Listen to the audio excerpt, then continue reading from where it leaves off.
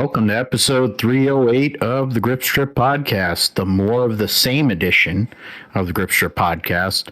Not what we're going to say on the show, but some of the winners that we saw this past weekend at Darlington Raceway. My name is Philip Matthew. I'm your host, and as always, I'm with my co-host, the iRacing Indy 500 champion, computer genius, gentleman and a scholar. His name is Joshua Fine. What's going on, brother? Doing great, Phil, of course. Another week, another Tyler Reddick win here in the Cup Series. So, more domination, of course, in a new form, but maybe it's just like old school because, you've seen that Rajat Kruth and Mark Martin video, and Dale Earnhardt and Bill Elliott had some domination back in the day similar to this. So maybe it is more of the same and certainly some kind of lights, but ready to get into it. Yeah, absolutely. Winning for the first six races, a reference to the only two other times that's ever happened. Dale Earnhardt in 1987 and Bill Elliott in 92. Of course, in 1987, Dale Earnhardt won the championship. Going away was back-to-back championships at that point for Dale, his first two of what ended up being six for Richard Childress Racing, and then Bill Elliott fell 10 points short in one of the greatest races in NASCAR Cup Series history at Atlanta in 1992 to Alan Kulwicki. But we'll see what happens for Tyler Reddick since they're going to Homestead for the final race, and that's one of his best racetracks. But it seems like most of these racetracks are his best racetrack, the way that the 45 has shown up to start the year.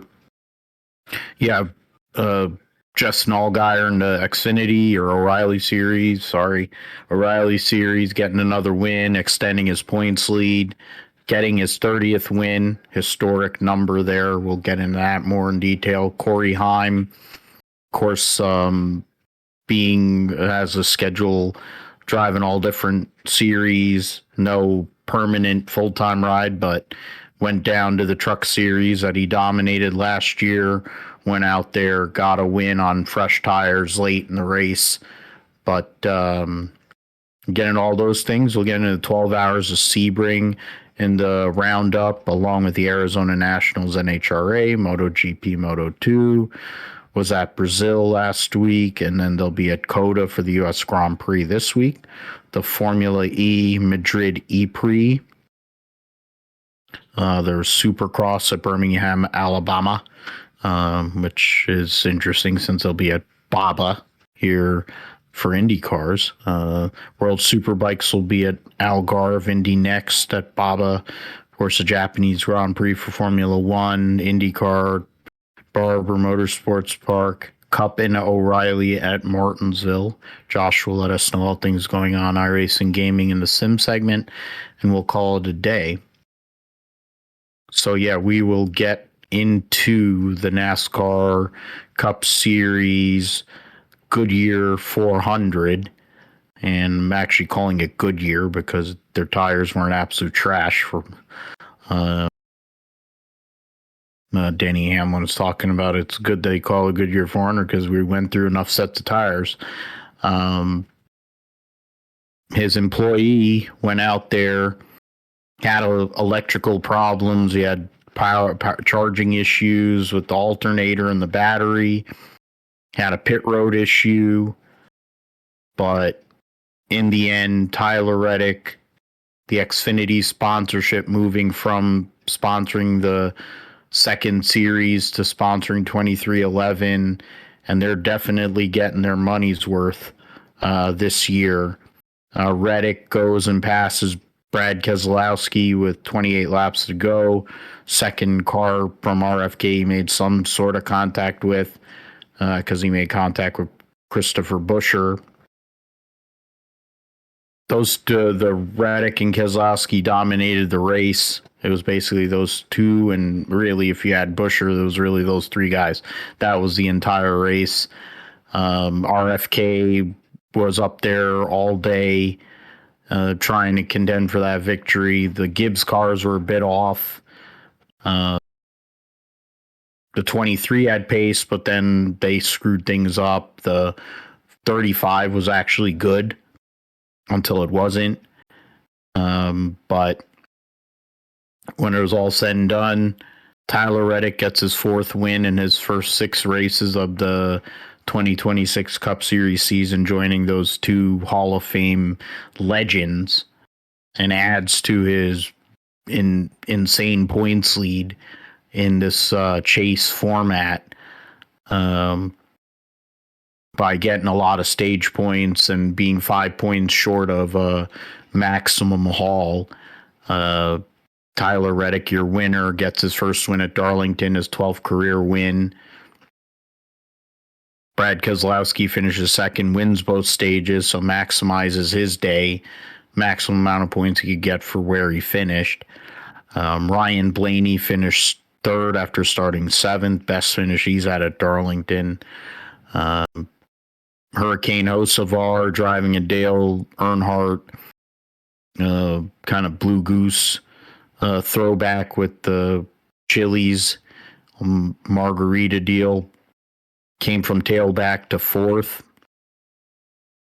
Gumby Cindric was 5th. Keebler Gibbs was 6th. Nacho Libre was 7th.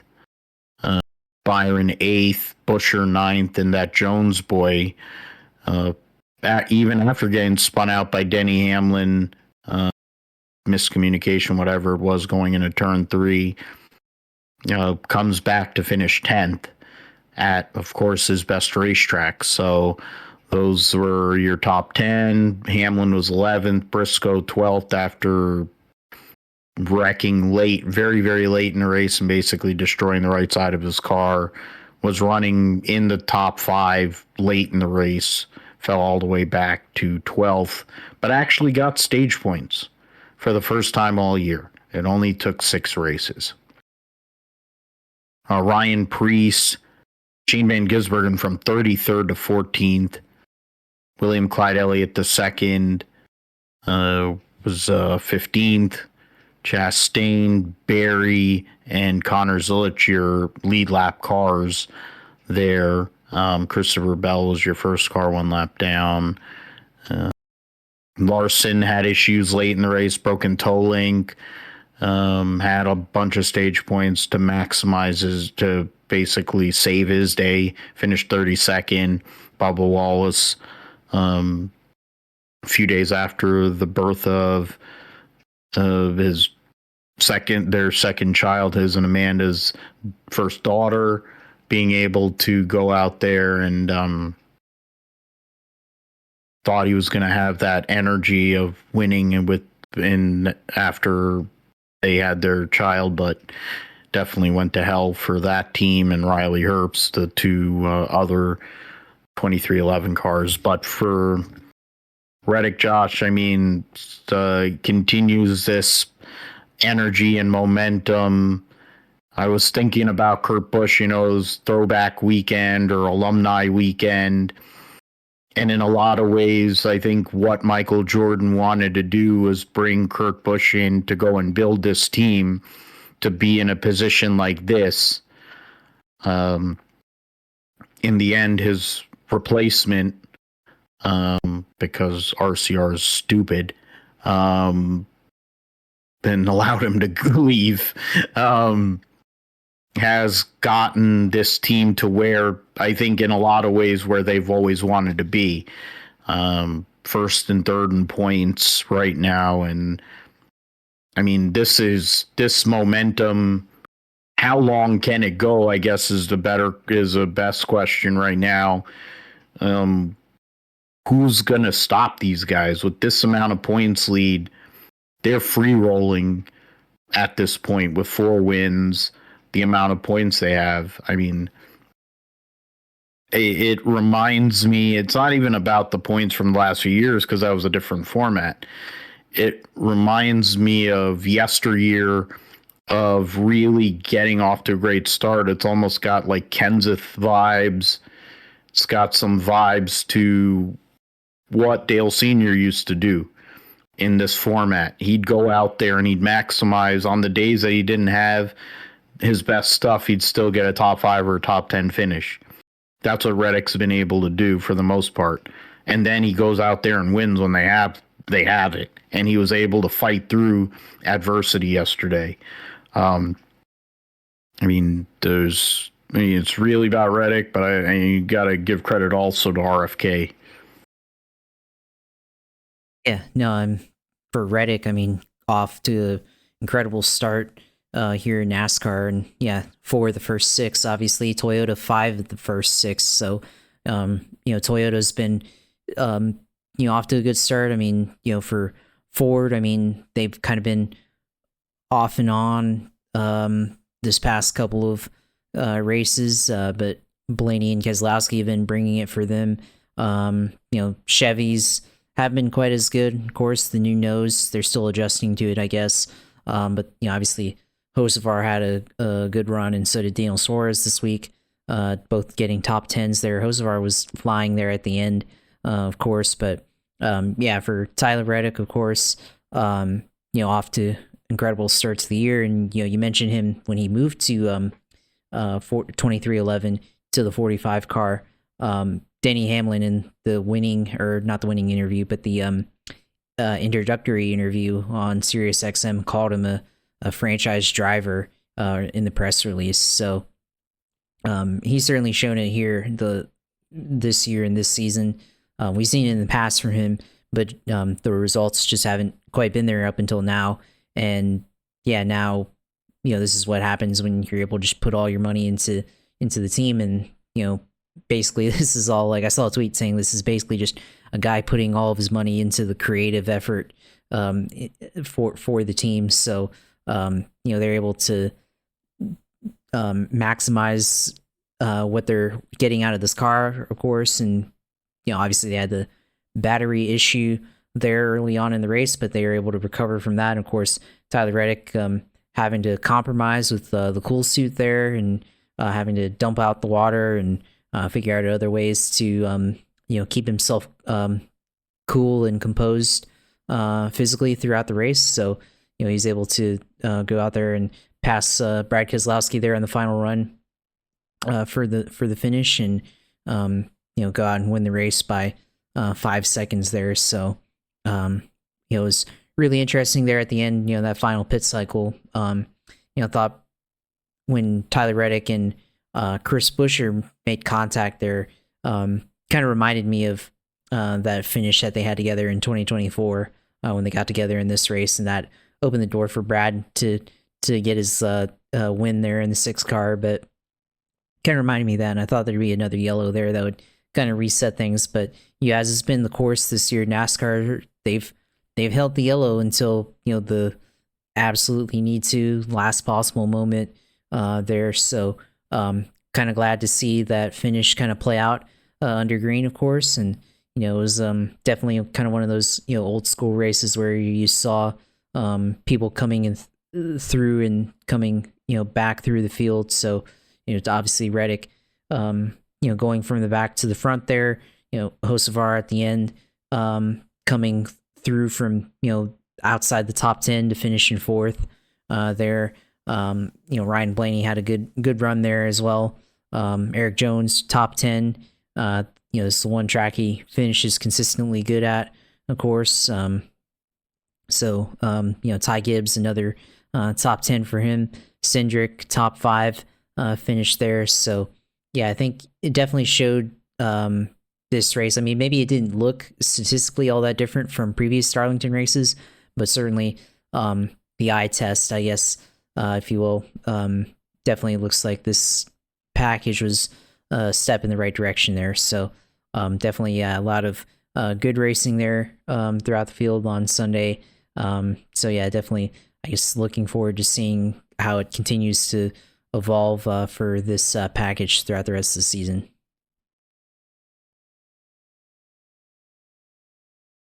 Yeah, I mean, you brought up the Chevy teams trying to figure it out, and I think this rules package, like you're referencing too, there are certain teams that seem to have hit on this.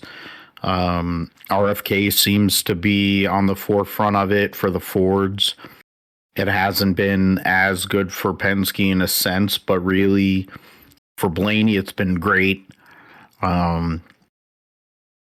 but for Logano, it hasn't, which is interesting. You look at the Chevys, the 1.5 mile package is fine, obviously, by what they did at Vegas, but they were up there for a while, but then fell back. While their junior team goes out there, the 7 and the 77, and they've been really solid here at the 3 races where this package has been used.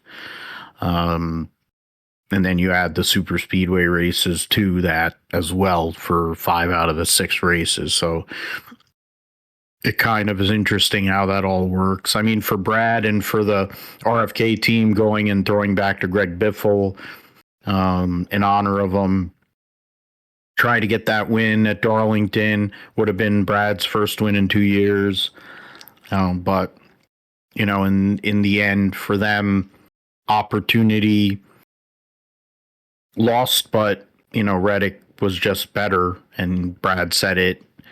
And he wanted to give him hell, he said, before he got around him. So he did. And, I mean, for somebody recovering from a leg injury to be driving, you know, Darlington 400 miles, be able to go out there and gut it out, Reddick not have air conditioning and some of the other comforts and get the job done.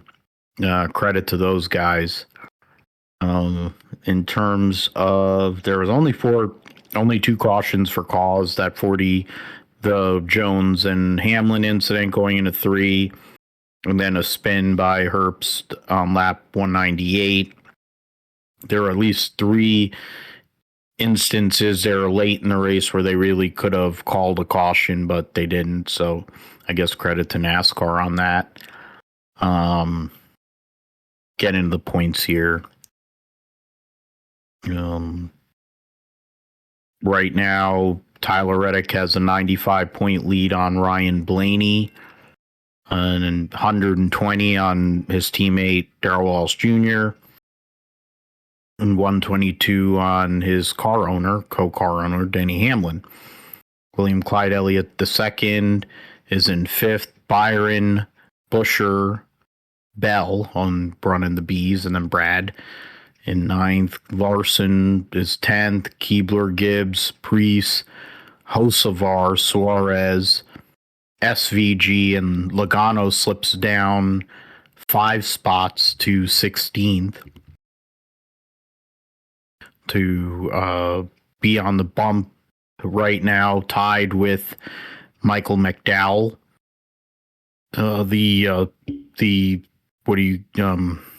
Colleague cars definitely had issues, and it's probably going to start showing here as we get through more races. But Allmendinger lost some points there. He's currently 18th. Zane Smith 19th. You have the likes of Chastain, Cindric, Briscoe right outside there.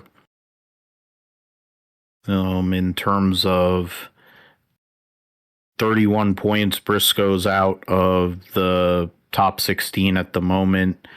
Cindric 30 points, and then 24 points for Ross Chastain.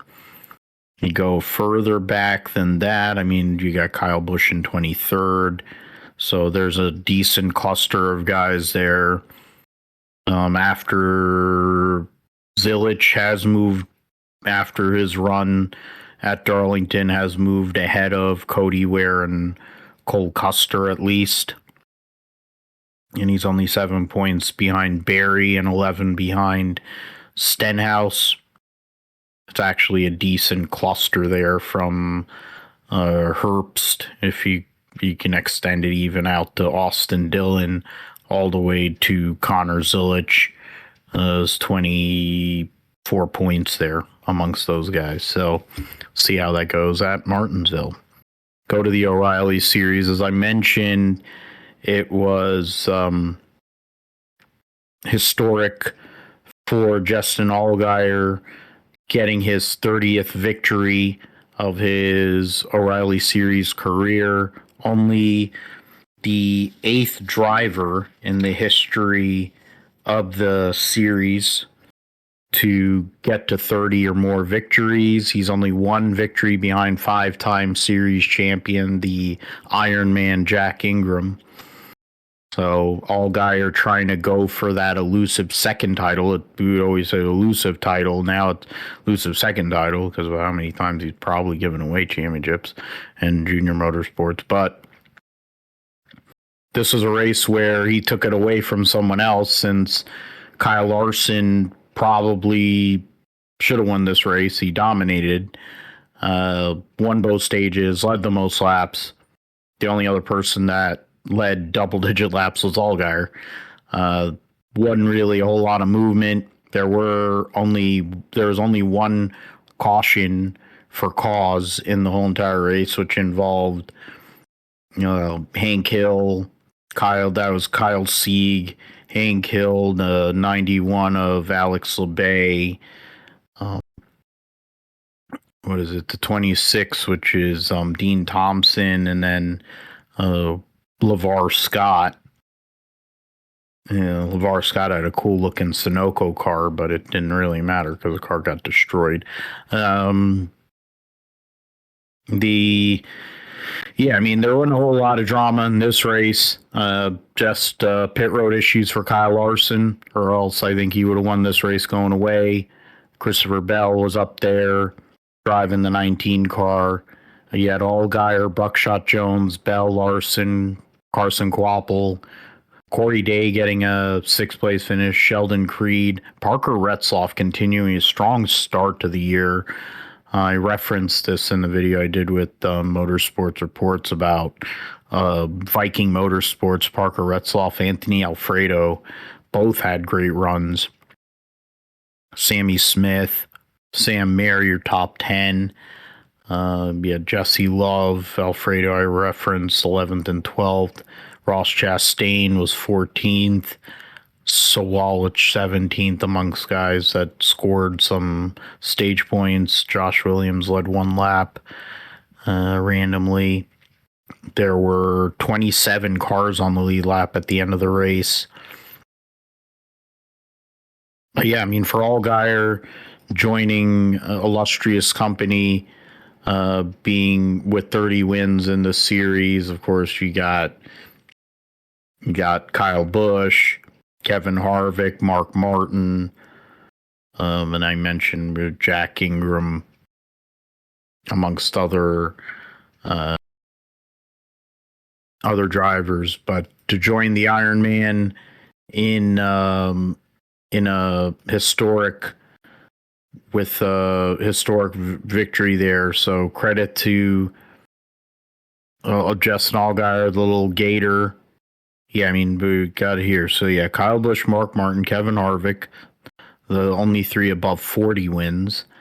Brad Keselowski is 39, Carl Edwards 38, Jack Ingram, and then Justin Allgaier and Joey Logano actually have 30. Both have 30.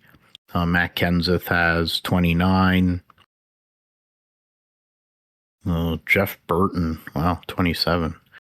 Dale Earnhardt Jr., 24.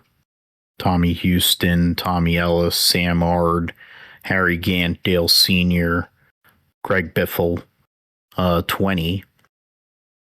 So, amongst active drivers that probably are going to go and drive an O'Reilly Series race, possibly. It's basically Kyle Busch, Allgaier, maybe Dale Jr., but probably not. Chris Bell, Larson, Allmendinger. Hamlin says he wants to do it, but he can't get funding, which is crazy, but we'll see. But little Gator goes out there, Josh, and gets the job done, and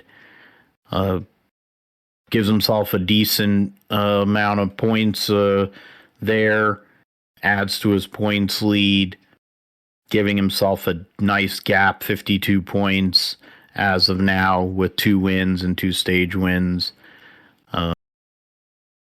Has a huge gap above everybody other than Jesse Love right now, and that's something that you want to have as you move forward through the rest of the season. Yeah, for Justin Allgaier, I think he with all the wins that he's had throughout his career, he's only had one series title here, and what's we call now the O'Reilly Auto Parts Series. And I think this format here will definitely help him. Ever since he was in JRM, right, he's always been a contender, if not in the Final Four, close to it, right? But I think this format here is definitely going to help him probably be the favorite for this title so far. So already 2 wins on the season here. The consistency that he's had so far to start the year, 4 top 5s out of the first 6 races.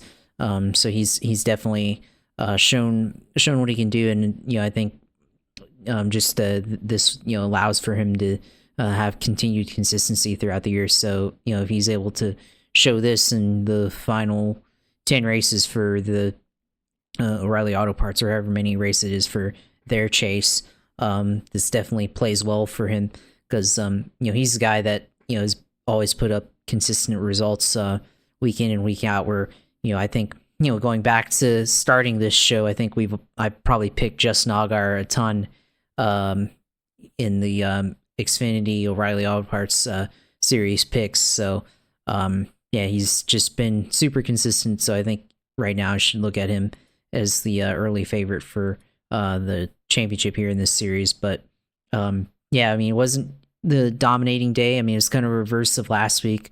So remember, he led the first 2 stages, won both of them. But then, Kyle Larson, last restart there in Las Vegas, had a great restart, won the race. Kind of the opposite here. Larson dominated throughout the day, and then just at the final pit stop, they fell back to 4th there, so weren't able to capitalize there on at the finish on the end. And Justin Allgaier goes out and wins the race. So credit to them, of course. For the 7 course, the 88, of course. I think Raja Caruth definitely he'll be back in the 88 car here at Martinsville, so guess he'll be looking forward to running good, knowing what Larson and other drivers have been able to do the past couple of weeks in that car. So definitely, I think Raja's definitely itching to get back into that car here. So definitely a good run for him. Parker Retzlaff doing well, probably punching above his weight class there, definitely in that 99 car here, finishing the top 10, qualifying 5th there on the day. So not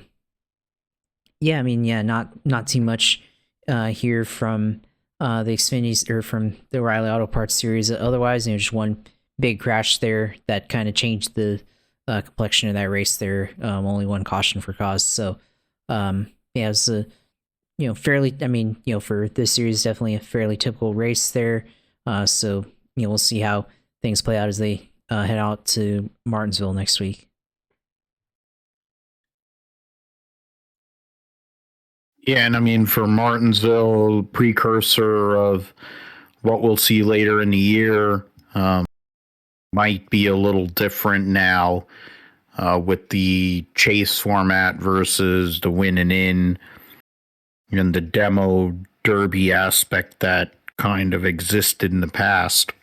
At Martinsville, we might actually have a little more of a cleaner, more tame race. To be fair, there's been some tame races this year more recently, so something to be said about that for these guys. Mention the points. Allgaier leading by 52 over Jesse Love, Quapple, Creed, Hill, your top 5. All the drivers and all the regulars that have won a race are represented there amongst the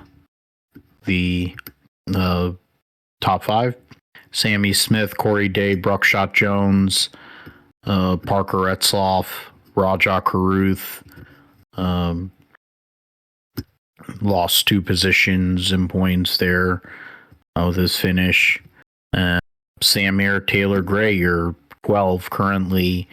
Taylor Gray 13 points of his teammate William Sawalich. and 16 ahead of Brennan Poole, 17 ahead of Jeb Burton, and what was that? 19? Yeah. 19 points out of Anthony Alfredo. So that's the playoff right now. Sieg, they're just outside of it. And then Patrick Starpoli, actually 18th. Some of the other people I think might be possible players for the back end of the playoffs there. Clemens 20th, Nick Sanchez 22nd, Dean Thompson 24th, Harrison Burton 26th. Actually gained 3 spots in points with his result this past weekend. So we'll see how that goes. All right, so let's go to the trucks. Mentioned Corey Heim getting the job done. Winning on with the overtime restarts there.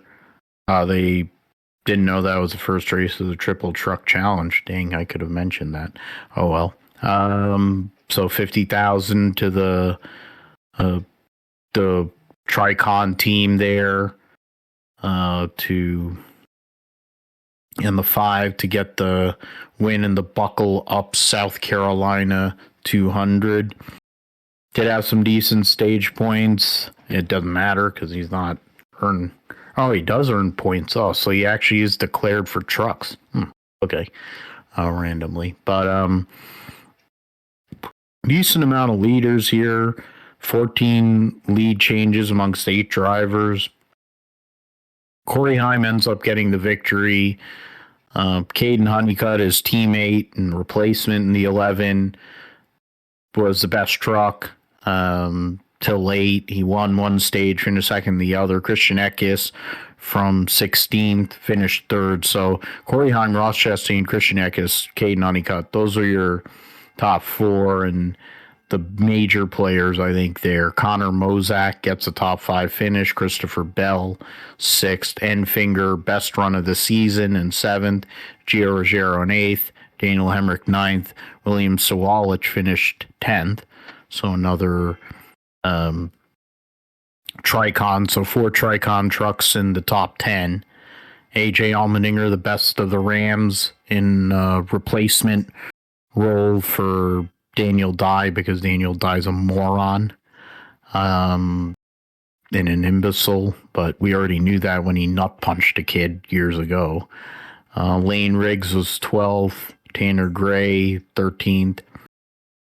He had Timmy Hill actually led a couple of laps. Connor Jones randomly led for a couple of laps. Hocevar finished 22nd, Jake Garcia 23rd, Ankrum 24th, and then Ty Majeski got wrecked late in the race. That was the one major incident. Took out a few trucks there. Hocevar had one. Then you had a big wreck led to that last green-white checkered there, which took out the 98.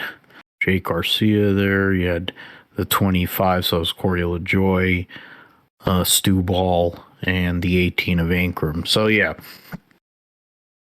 Honeycutt wasn't happy about how he was raced, but because Ross Chastain is on one these days, and then you have Hurricane Hocevar being out there too, but I think for him, at least, good points day for him, good points day for Eckes. They both should be glad that Corey Heim is not running full time, because it doesn't seem like he's forgotten anything about driving them trucks. Whatever the case may be, we'll see. They'll be back at Rockingham, so I think a lot to learn. I think some of these drivers that ended up having good runs and good productivity should be in the same spot in a couple of weeks' time for that race at Rockingham. Yeah. So yeah, if anything, Corey Heim winning like this and just stealing the win there at the end and reminds them, yeah, he can still drive in the trucks, but I think also proves that he needs to be full time in the Cup Series, and obviously still waiting for that door to open for him in the Cup Series to get a full time ride. So yeah, obviously continue to prove he's really good course, and yeah, needs to be in the Cup Series full time, maybe in that 35 car instead of Riley Herbst there. But yeah, the race, of course, Kayden Honeycutt had a good run there as well. So yeah, driving Corey Heim's former car, and by the way, that five. So apparently, Denny Hamlin was supposed to drive in that 5 car or 5 truck this past weekend, but he let Corey Heim do that. So probably good for both of them there. But yeah, Hosevar was there until the end. Then he had a crash, of course, and then another big crash towards the end, trying to go 3 wide in the middle of turn 1 there. So I think that was on a green white checkered there. So yeah, just a lot of craziness there on Friday night for the Truck Series overall. But yeah, Corey Heim wins again, and yeah, Chandler Smith continues to. I mean, he only finished in 17th, but still had a good run there. And Kayden Honeycutt, I guess, is able to close a little bit there with now he's up or behind 33 points to Chandler Smith there. So yeah, it was definitely an interesting race on Friday night for the Truck Series, given who was in the field and all the stuff that happened.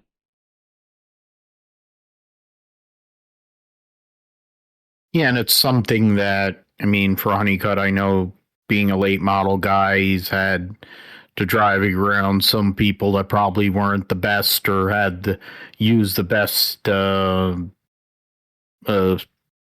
guess, driving talents or however you want to put it. So frustration, obviously, wanting to win in that truck. They won so many races last year, but those are the kind of runs you need to have to put yourself in a position to win a championship, and that's fundamentally what he's there for. I think the wins are going to come.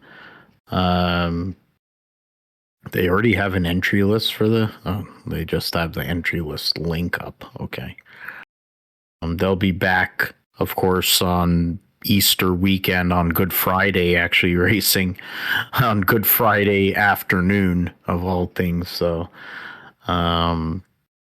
the point standings heading into that race in a couple of weeks' time, Chandler Smith 33 points ahead of Honeycutt, Lane Riggs in third, Gio Ruggiero in fourth, Ty Majeski in fifth. Lost 2 places in points with the issues he had. Eckes moves all the way up to sixth. Corey Heim has only run 2 races, and he's 8th in points. That's something. Ben Rhodes in 7th. Andres Perez de Lara. Justin Haley. And then Brendan Butterbean Queen, if considering Heim isn't going to run every race, are your 10 at the moment. Queen a point ahead of Ankrum and Stuart Friesen. 8 points ahead of Daniel Hemrick. 9 points ahead of Garcia and Tanner Gray. And then Grant Enfinger, actually, even after a brutal start to the year, is only 12 points out. So there you go. Connor Mozak is 18th in points. He's only run twice. Cole Butcher there. I think the only, after that, I mean, there's, what is it? Cole Butcher, Frankie Muniz, Chris Wrong, Minnie Tyrell, Dawson Sutton. Those are the only ones after that have run every race. So we'll see what happens with that. Points are still very close. That's what that shows. They're 4 races. and with some of the interlopers being in there, the points being taken away too. Let us move on. So we will go to the 12 hours of Sebring this past weekend. Second race of the IMSA WeatherTech Sports Car Championship. Was more of the same for Penske and Porsche, going out there and getting the victory in the 12 hours of Sebring. The 36 hours of Florida won by the number 7, Felipe Nasr, Lauren Heinrich, Julian Andlauer, getting the victory over Kevin Estra, Matt Campbell, Lawrence Van Thor. So Porsche, Penske 1-2. Big weekend in general for Porsche in this race, because they won GTD Pro, finished 1-2 in GTD Pro as well. So great. The 2 pro classes went to Porsche with 1-2s. The Whelen Engineering Cadillac team qualified on pole and ended up with the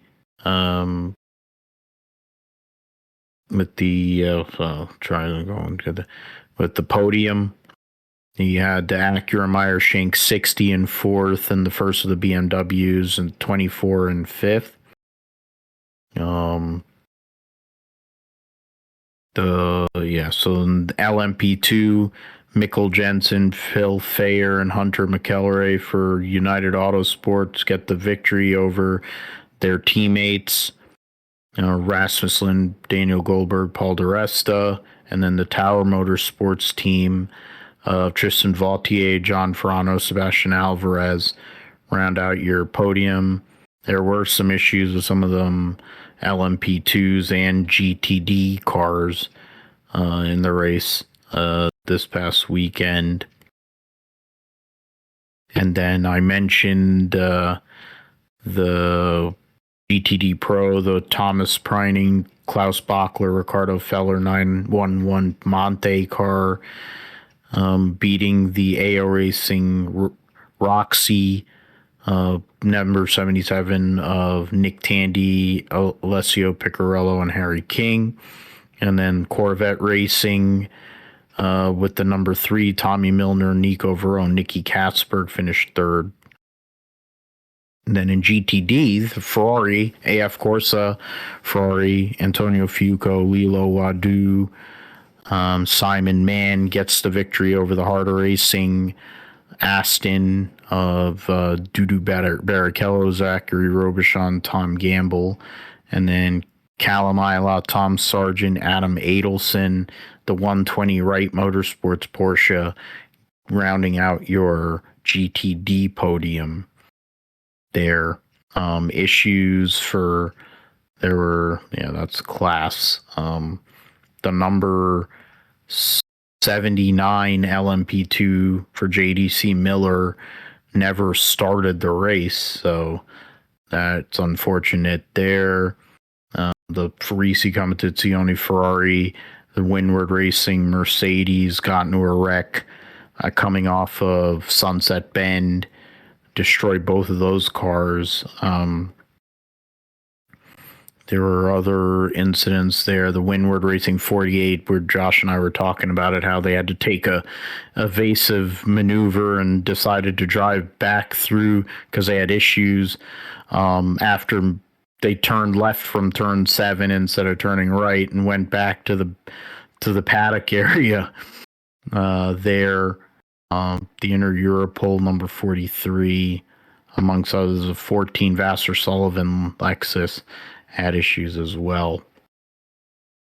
The next race will be Long Beach, 100-minute race, which will be, I believe, the GTP and GTD cars there. So we'll get into that when that comes. The NHRA Arizona Nationals saw Tony Stewart lose to Matty Gordon in the second round. And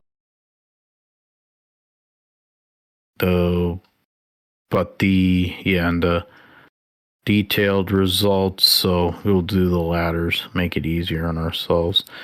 There's no pro mod, I don't think, or there was pro mod. Oh, okay. Justin Bond won over Steve Jackson, who redlit. Okay. There's no pro stock motorcycle, and pro stock Dallas Glenn getting the victory over Cody Coughlin.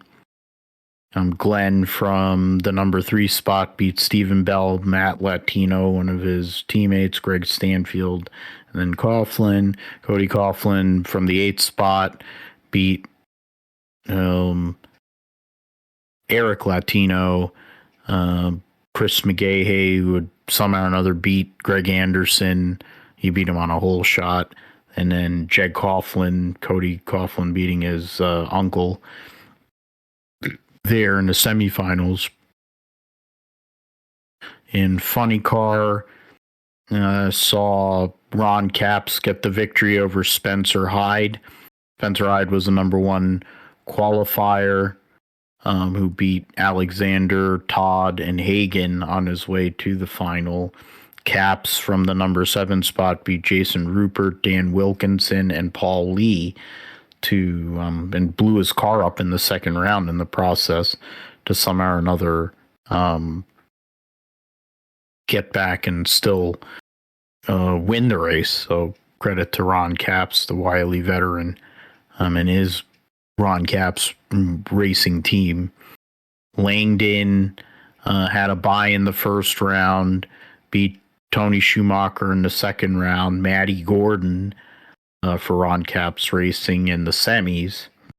Leah Pruitt ended up getting to the final, beating Cameron Ferre, Josh Hart, Doug Coletta in the semifinals, but lost in the finals to Langdon there. MotoGP, Moto2 were in Brazil this past weekend. They'll be racing again this weekend. The Autodromo Internacional Ayrton Senna. First Brazilian Grand Prix in 22 years. So it was historic in that sense. Throwback to Alex Barros. There was a bunch of other things going on. Marco Bezzecchi ends up getting the victory, so he's won 4 consecutive races. The last 2 last year and the first 2 this year. Aprilia won 2, Marco Bezzecchi, Jorge Martin, Fabio Di Gianantonio, best Ducati. In third, Marc Marquez was 4th. Ayagura for Trackhouse was 5th. And Aprilia, Alex Marquez running a Alex Barros Throwback was 6th. Pedro Acosta, best of the KTMs, in 7th. Johan Zarco, best of the Hondas, in 9th. And the best Yamaha was Alex Rins in 14th. Diego Moreira, the Brazilian, was 13th there. In Moto2, saw Hidalgo, Munoz, Gonzalez, your podium. Joe Roberts, no points again for second race. Finished 18th there. So we'll see if he can do better at the U.S. Grand Prix at home. Quiles, Fernandez, Ron, Solmeia, Morelli, Danish, Gorman, Sellers, Moodley. So then, okay. No, that's MotoGP. Formula E was in Madrid last week. Freaking wrist. It's just killing me. Talking points from Madrid E-Prix. Antonio Felix da Costa getting the victory over Mitch Evans, who came from 16th to finish second. Pascal Wehrlein was third. Dan Ticktum fourth. Eduardo Mortara fifth. Jake Dennis was sixth. Sebastian Buemi, Nico Muller had the fastest lap, was eighth. Pepe Marti and Joel Eriksson rounding out your top 10. Pole sitter for this race was Nick Cassidy, but had issues and finished 17th. Their next race will be at Berlin in early May, so be a nice break for the teams and drivers there. Pascal Wehrlein goes into this break with an 11-point lead on Eduardo Mortara, 18 over Mitch Evans, and 19 over Antonio Felix da Costa. Nick Cassidy, after a strong start to the year, has had struggles here over the last 4 rounds and's fallen back to 5th. Nico Muller, Roland, Jake Dennis, Buemi, and Ticktum, your top 10. Then we'll go to Supercross. It was at Birmingham, Alabama last week. They'll be at Detroit this week. For the 250s, they had an East-West showdown in at Protective Stadium in Birmingham for the race there, and saw Hayden Deegan do whatever Hayden Deegan things in because they had separate heats for the qualifier, and then they had the main event. Hayden Deegan was able to get up there. He had a bad start, but ended up finishing 1-0. So he had won the race, but he got penalized for cutting part of the track. So he ends up losing the race to Cole Davies. Interesting. All right. So Cole Davies over Hayden Deegan. Seth Hammaker was third. Joe Shimoda fourth. Levi Kitchen was fifth. Daxton Bennett, Max Anstey, Max Voland, Cody Schock, and Nate Thrasher, your top 10. Ton of Yamahas in this race. Few Kawasaki's in there. A couple of the 2 Hondas, and a couple of Suzuki. One Suzuki made it. A couple of Huskies in there. So interesting. Hayden Deegan actually lost for once. That's something. And then in the 450 main event, Hunter Lawrence went out there and dominated. Ken Roczen finished second. Eli Tomac was third. Justin Cooper, Malcolm Stewart rounding out your top 5. Cooper Webb, Jorge Prado, Colt Nichols, Jordan Smith, and Garrett Marchbanks round out your top 10. The point standings heading into this week's race at Detroit. Hunter Lawrence has a 9-point lead on Eli Tomac, and it's 31 to Roczen, 34 to Cooper Webb.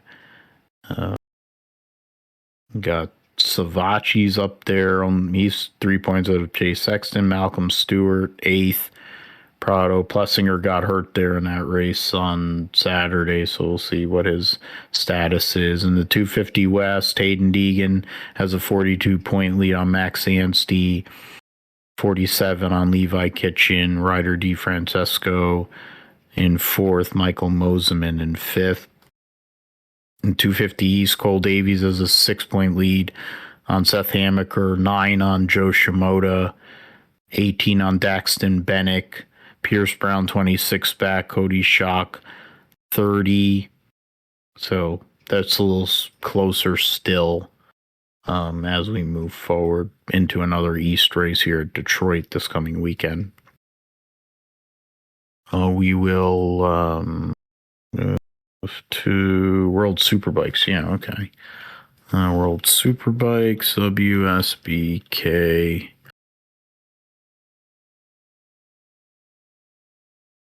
Will for home hero Portimao. The results, they raced, of course, in Australia, Phillip Island. Nicolo Bellego won all 3 races to start the season. Axel Bassani was second in the sprint and in the Super Pole and race 2. The Garrett Gerloff 12th in points heading into this coming weekend, so we'll see how that all works out at Portimao. Or not Portimao, at Estoril, my bad. I'm used to seeing Portimao these days, not Estoril, but they'll be at Estoril this weekend. Then in 3 weeks' time, they'll be at Assen. And then last but not least, we'll do Indy next, which will lead into Formula One discussion here. So go to, they have a virtual lap of the Washington, D.C. track. Okay. I have some other comments I want to make, but I'm going to leave it alone. Standings here going into this weekend's event. There'll be a doubleheader. Max Taylor leads by 10 over Nikita Johnson, the 2 guys that have won so far this year. Tymek Kusharik is 3rd. Lockie Hughes, Seb Murray, your top 5. So 3 Andretti cars up there in the top 5. Then you have Enzo Fittipaldi, Juan Manuel Correa, Miles Rowe, De Tullio, and Jordan Missig rounding out your top 10. So yeah, let's move forward into the Japanese Grand Prix, which will see Formula One teams race at Suzuka, and will be the last race they'll have for a month. So we will see how that all goes. Crawford to replace Alonso at Aston Martin for FP1 in Japan. Probably because Fernando Alonso doesn't want to have anything to do with driving the piece of crap of a car he's driving. But yeah, so let us see here. Josh, you picked first. So last week, so Formula One, Japanese Grand Prix.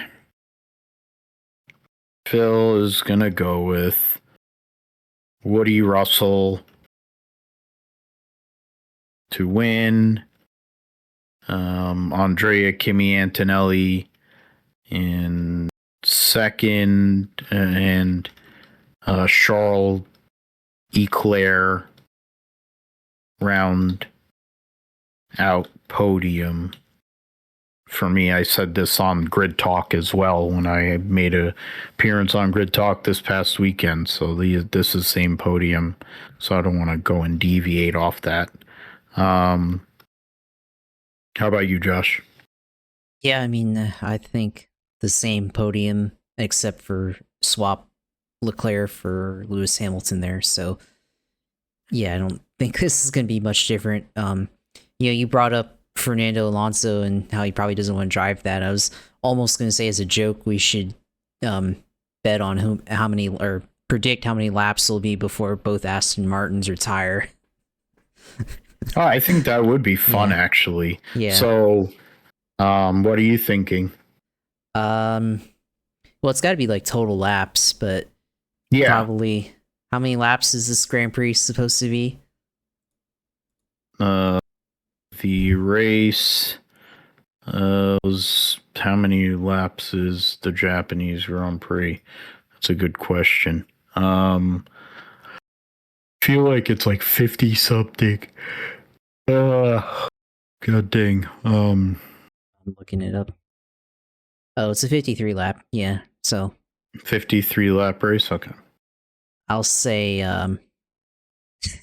this is bad. Whatever. I'll say 25 laps. Oh, they won't make it almost to halfway. Finish bet. Josh says lap 25. Phil will go. I'll say this is for both of them to be eliminated, right? So Yeah. it's a 53. I'm going to say 30. I'm going to say an even 30 laps. All right. It's kind of sad, but that's what Aston Martin is for the billions of dollars that they have and all the Saudi money and all that stuff. We're talking about them not even making 30 laps with both of their cars. That's high quality equipment right there. Yeah, we'll move on to more positive talk here with the IndyCar race, the Children's of Alabama Indy Grand Prix at Baba, as one of my favorite announcers of all time, and in general, Lee Diffie would call it. I was looking up stats earlier and racing reference for a video I did on the Motorsports Reports because I wanted to see who we should be looking at. And of course, the first person that comes up is Alex Palou, because why not? It's the IndyCar series. In terms of average finishing position for drivers with more than one race, Alex Palou is the best. He has 5 races at Barber, with all of them in the top 5, 2 wins, 153 laps led, and an average finish of 2.8, average start of 3.8. So average start of almost 4th, average finish of almost 3rd. Linus Lundqvist and, of course, Robert Wickens are in there too, but they only made 1 start there. There's other guys I talked about. Was it McLaughlin, Dixon Power, Newgarden, and O'Ward? All those guys are ones that actually have had solid careers around there. But for me, we'll go into IndyCar at Barber. Josh, you get first dibs here. Yeah, I'll go with I'll say Scott McLaughlin wins here this weekend here at IndyCar at Barber, and go with the wild card here. Of course, I'll go with Dennis Hauger. Okay. Wild card. Not bad because, of course, Hauger, rookie, but permanent road course. He is used to these circuits from running Indy Next last year, so it's not as unfamiliar for him as it may be for, or I mean, even Kyle Collette ran them last year, so like Mick Schumacher would be, but they had testing, some of these other guys, but yeah, so 25, so that has to be 13. Dennis Hauger's right on the edge. I'll let it go. Who cares? For me, I am going to since it's left out there, I might as well just pick Pillow. Alex Pillow to win, and my wild card for this weekend's event. That's interesting. That's a few interesting choices here, but I'm going to go with, I'll go with Rosenquist. Why not?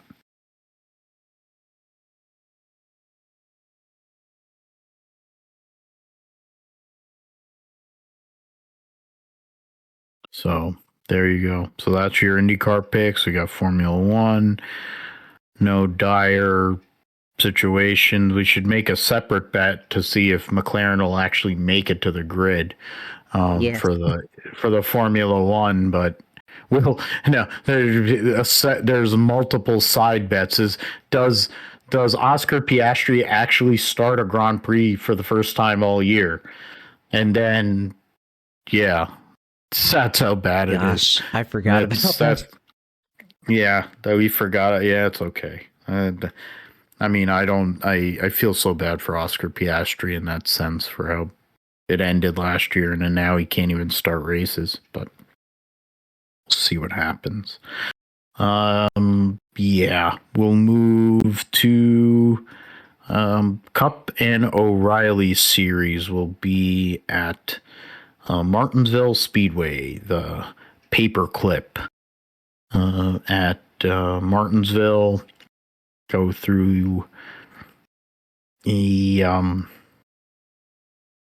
entry list. Luke Baldwin, Tommy Baldwin's son, will be making his O'Reilly Series debut for Hettinger Racing.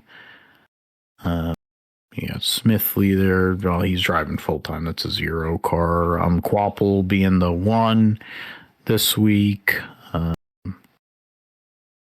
Balicki is running that full time anyway. Lee Pulliam is going to be in the 9 for JRM, the late model standout. Brent Cruz is back this week in the 19 for JGR. Wyatt Snyder making another start for Barrett Cope in the 30. Andrew Patterson making his first of 8 starts. Employee of Jordan Anderson Racing will be in that number 32. Brad Perez will be in the 42 for Youngs. Does it say anything about who's driving the Smithley 35? I guess it doesn't. No. Yeah, Joey Gase will be driving the 55. Dawson Cram, former guest on the show, in the 74. But, hasn't withdrawn. There's going to be 40 for 38. So, 2 cars going home.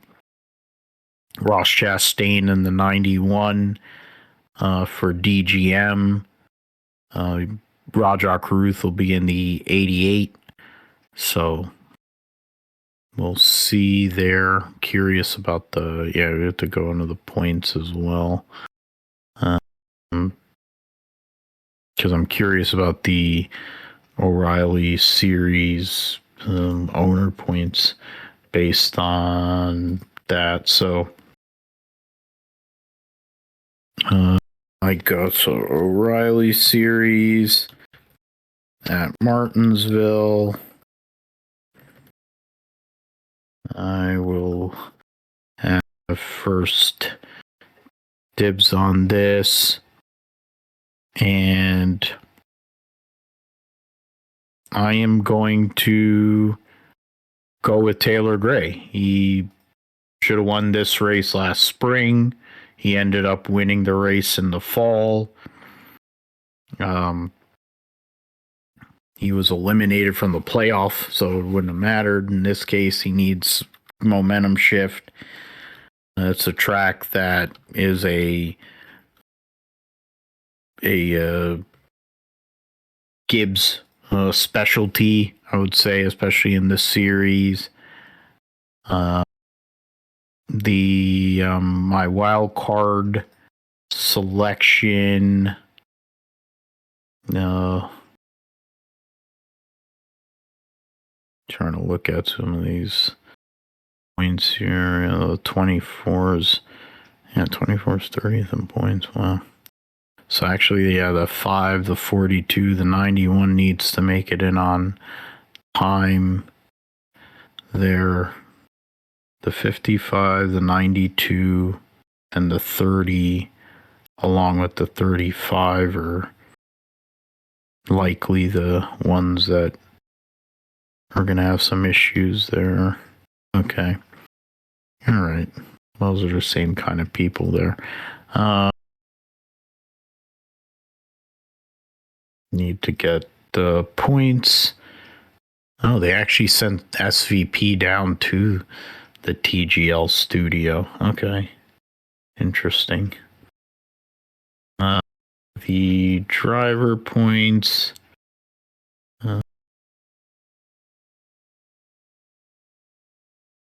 Going into this weekend, there's 28. Yeah, 28. And then, so there's 28 drivers that have run every race. The wild card for me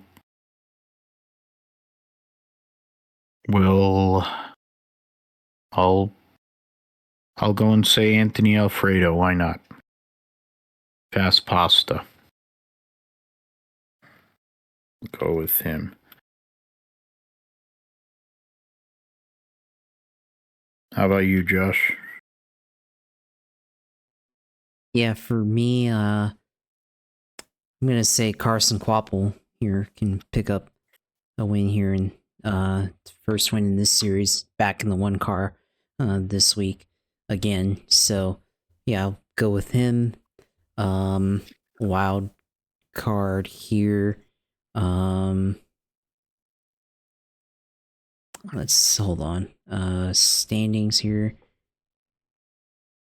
I'll go with Nick Sanchez here as my wild card.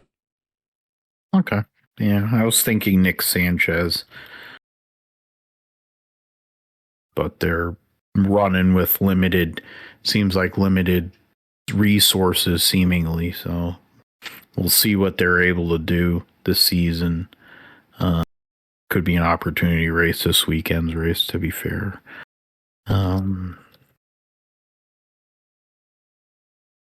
The Cookout 400 for the Cup Series this weekend, so 100 laps less for this weekend's event compared to the one they'll have in the fall. Entry list for this weekend. Only open car is Hank Hill. You have in another RCR car. I'm trying to see. I mean, we got different sponsors, of course. You have Justin Allgaier in the 48 again this weekend. There, so yeah, Josh, you get first dibs here. Who do you look for? Is it Hendrick? Is it a Hendrick opportunity? Do we see Blaney get another win on one of these smaller tracks? Or does Gibbs come back out and get a win at Martinsville? Yeah, I think, for me, I'm going to pick Denny Hamlin to win again this race here. Won back in the spring last year. So, I can pick him to repeat here in the spring here at Martinsville this weekend. And then, this is a wild card. I'll go with John Hunter Nemechek here. All right. John Hunter Nemechek and JHN wildcard. All right. For me, I'm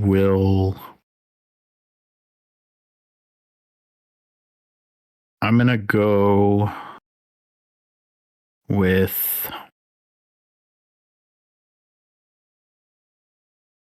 actually, you know what? That's what I'll do. I'll go Ryan Blaney. Go Ryan Blaney to win. And then I won't pick Chase Briscoe for once. Probably would help his cause. I really ought to, though. I will go with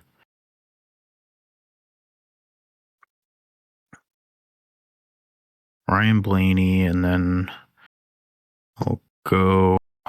Man, this is brutal.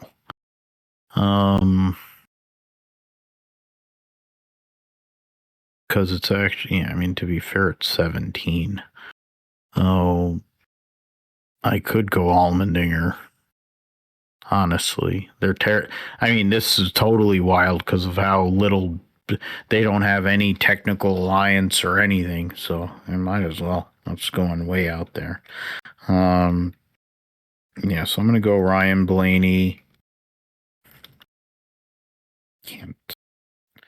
Blaney to win and AJ Allmendinger wild card. So there you go. There's our picks for Formula One, IndyCar, Riley Series, and the Cup Series for this coming weekend's events. Josh, it's your time for the sim segment. Yeah, of course. Yeah, sim segment. I guess some news here, sort of related to sim racing, but I guess the team formerly known as Team Redline, sim racing team that Max Verstappen competes with. He, I guess, renamed it or acquired it as part of his whole Verstappen racing team. So now that whole sim racing team is under Verstappen Racing. So it's one of the more long-time sim racing groups. So if you've been paying attention in sim racing community, that's not really big change, but used to seeing the team Redline compete in some of the big sim racing events throughout the year, and I guess now it's known as Verstappen Racing there. So not that big of a change, but definitely that'll be a little bit different on, I guess, when you're paying attention to that there. But I got that this week on iRacing. 24 or not 24, the 12 hours of Sebring coming up this weekend, of course, for iRacing here Friday through Saturday. So in Eastern time, that'll be 7 or 6 Eastern, p.m. Eastern. I think 3 a.m. Eastern time Saturday, 8 a.m. Eastern time, and 1 p.m. Eastern time there. So plenty of opportunities on iRacing here this weekend for that. News wise, obviously season 2 just came out. iRacing also, they're bringing the iRacing to the Apple Vision Pro, collaborating with Apple and Nvidia this year. So that's gonna be interesting, I guess. I'm not really a streaming goggles type of person.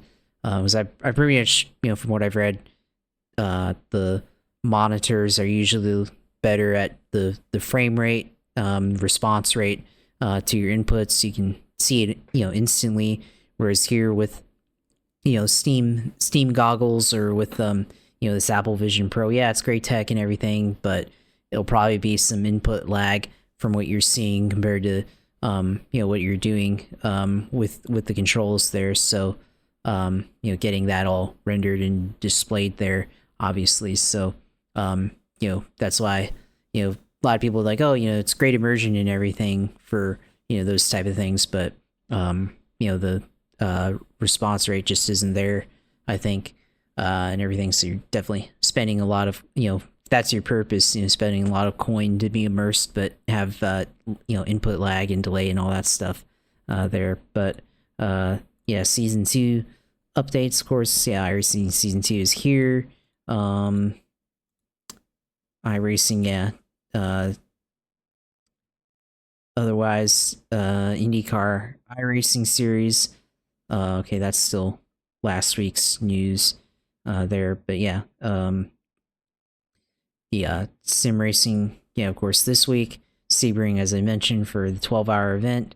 On the oval side, still got all the ovals here. Martinsville for NASCAR here this weekend, of course. IndyCar oval series on Richmond Raceway here this week. So doing their own short track racing here. The 1987 cars here at Daytona here on there. The sports cars, of course, other outside of Sebring here. Got the Toyota 86 Cup at St. Petersburg this week. The Mazda MX-5, pull that up really quick. Mazda MX-5 Cup at Charlotte Motor Speedway on the Roval there.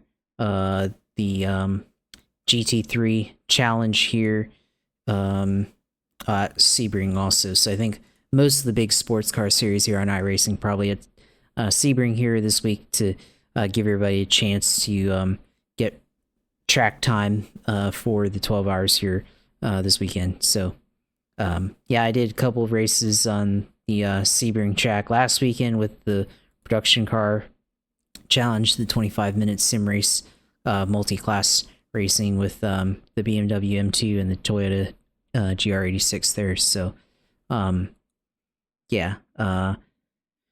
see if I enter, but otherwise streaming at uSailor2 on Twitch, of course. Twitter at JP Huffine on there, Gripshire Podcasts on YouTube, and then photography page, Josh Huffine Photography on Instagram. So you can go follow me on there, subscribe to our page on there, and see what we got.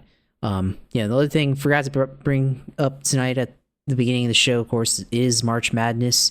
Unfortunately, the University of Florida Gators did not advance past the round of 32, losing out last minute to Iowa. So that was disappointing to see, but can't really hard to repeat. Especially after losing some of the talent that they lost last year to the NBA draft, or just aging out and all that stuff. But still got a lot of their good players from last year here, but they just weren't able to pull off the win. Last minute upset by, they were losing to Iowa for most of the game, but they got the lead late. But then Iowa was able to get a last second 3-pointer to close the game out there. So disappointing to see there. Did make a bracket for that. I actually used ChatGPT for this, and the first round got 5 incorrect, and the second round got 3 incorrect, including Florida, which any picks regarding Florida I overrode and said they're going all the way. So I'm probably cooked there because I picked Florida to go all the way. So my bracket from that point is busted, but I've still scored enough points to be in first place in my bracket there. So I guess interesting that even AI now can help you at least theoretically win your bracket, or at least be in contention for it. So interesting there. But looking forward to seeing racing at Martinsville, of course, one of my favorite tracks there. Lots of good racing, IndyCar and F1 back for this week as well this weekend. So that's all I got. Yep. We'll see how it goes for you on the 12 hours, and then anything else going on in of course with sim racing, always you go on the Twitch stream there, and also on our YouTube page, the Gripster Podcast YouTube page that Josh ably handles so well. You can also catch the GSP on GSP 1428 YouTube, which is audio. You can also get the audio on philipgmatthew.com, podbean.com. Basically, anywhere you get podcasts, you can listen to Gripster Podcast.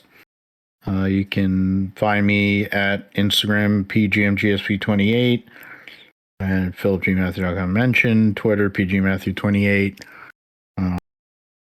Yeah, that is it for this week on the GSP. We'll be back for episode 309, recapping NASCAR Cup in O'Reilly and Martinsville, the Indy cars at Barber, and then the F1 Japanese Grand Prix. We will go and recap all of those things and everything else going on in the world of motorsports and sports here on the Gripster Podcast. So for Josh and Phil, thanks for listening. Please like, subscribe, the whole bit.